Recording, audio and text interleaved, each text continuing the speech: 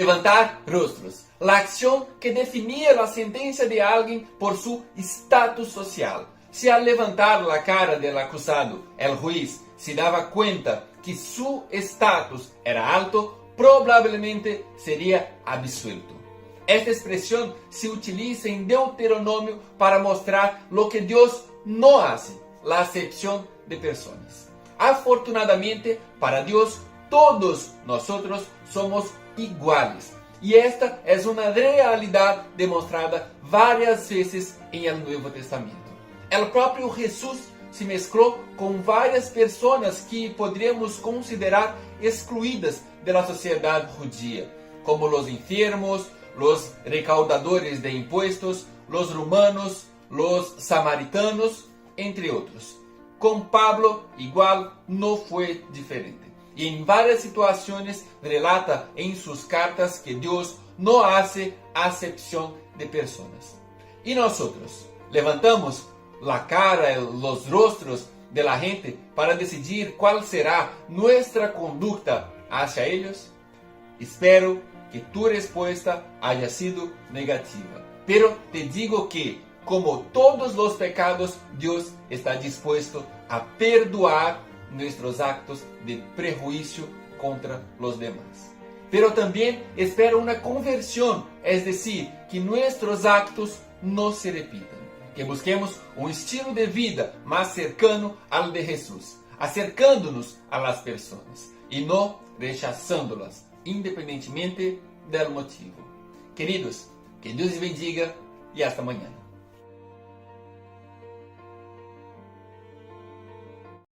Olá, Jesús contestó a Satanás en el libro de Mateo capítulo 4, versículo 1 hasta el 11. Está escrito, no solo de pan vivirá el hombre, sino de toda palabra que sale de la boca de Dios. Luego contestó otra vez, está escrito, no tentarás al Señor tu Dios. Y una última vez, en el mismo episodio, dijo, Satanás, vete, solo adorarás y servirás al Señor tu Dios.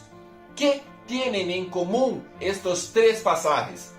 Están en el libro de Mateo, pero fueron tomadas del libro de Deuteronomio.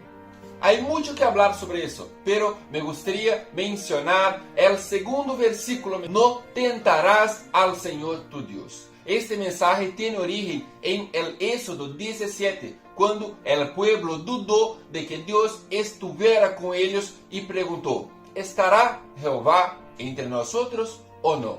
El hecho de que a veces no lo veamos no significa que Él no esté con nosotros, sino que nosotros sí, que tenemos nuestros ojos vendados. Cierta vez la Biblia nos cuenta que había un gran ejército enemigo frente a casa de Eliseo y su siervo salió por el balcón y se desesperó temiendo el fin al ver tantos enemigos. Pero cuando Eliseo llegó, no vio el mismo que aquel siervo, entonces oró para que Dios abriera los ojos de él, que inmediatamente vio a un ejército de ángeles de Dios y carros de fuego protegiéndolos. Esa debe ser también nuestra oración, que el Señor nos ayude a no dejar de verle y sentirle cuando estemos en medio de las dificultades.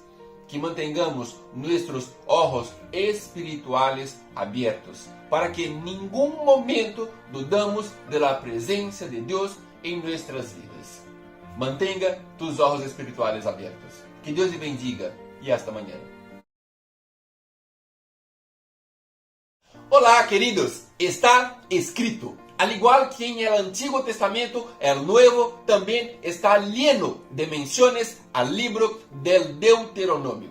Y la historia de que el Antiguo Testamento se ha archivado después de la Nueva Alianza, eso es mentira. Incluso la idea de repetir lo que anteriormente se había dicho sirvió para reforzar las ideas del Antiguo, mostrando cómo esos pensamientos seguían siendo relevantes en aquella época.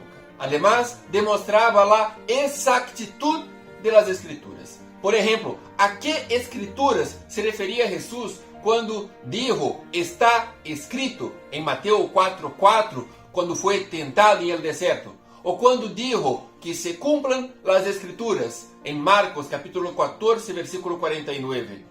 En el Antiguo Testamento es hecho. La Biblia es completa en su conjunto. E essa semana será muito importante estudarmos algumas dessas menções do livro de Deuteronômio, repetição da lei em el Novo Testamento. Queridos, que Deus les bendiga e hasta mañana.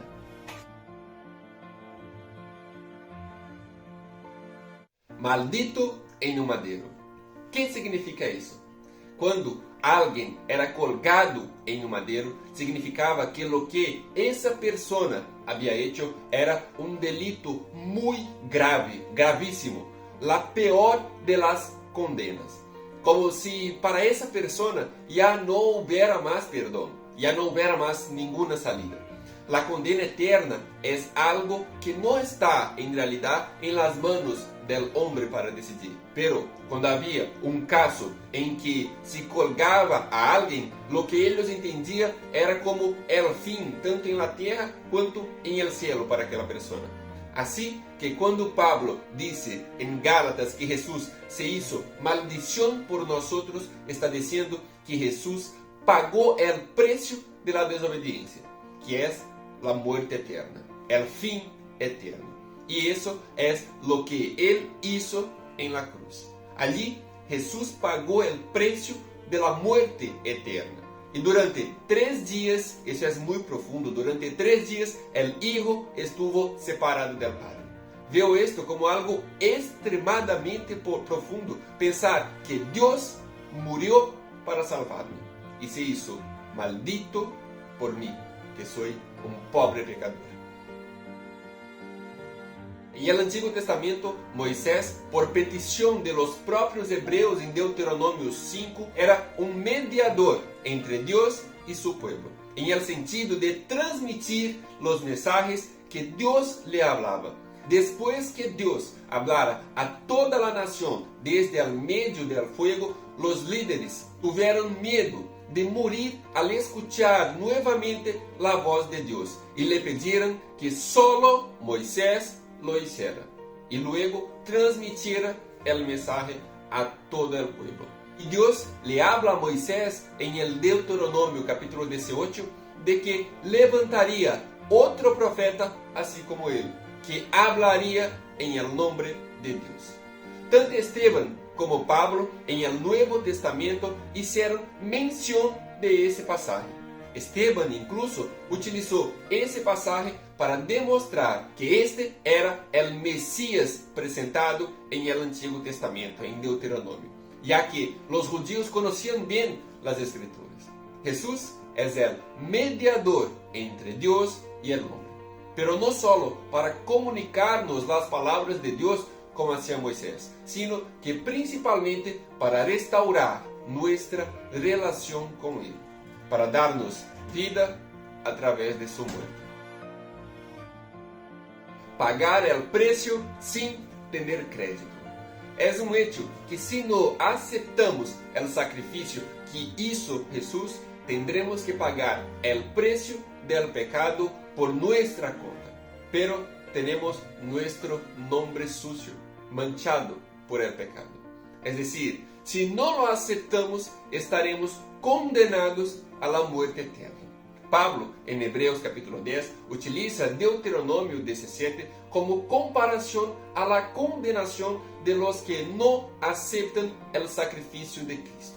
Cure que no basta solo predicar el amor, y esto es lo que ha hecho la sociedad moderna. Enfatizamos el amor de Cristo, pero nos olvidamos de su justicia, que de ninguna manera es algo antagónico a su amor. Porque incluso en ese acto lo revela el cuidado de no permitir entrar a quien no quiere estar allí en el cielo.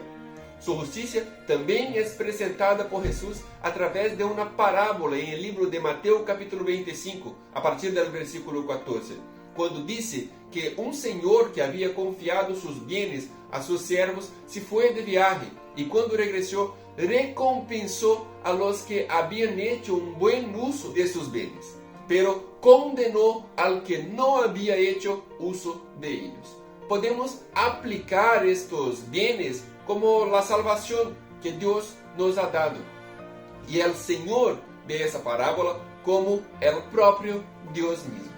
Y si no hacemos un buen uso del regalo que Él nos ha dado, de la salvación que nos ha regalado, no nos quedará otro camino sino el de la condenación.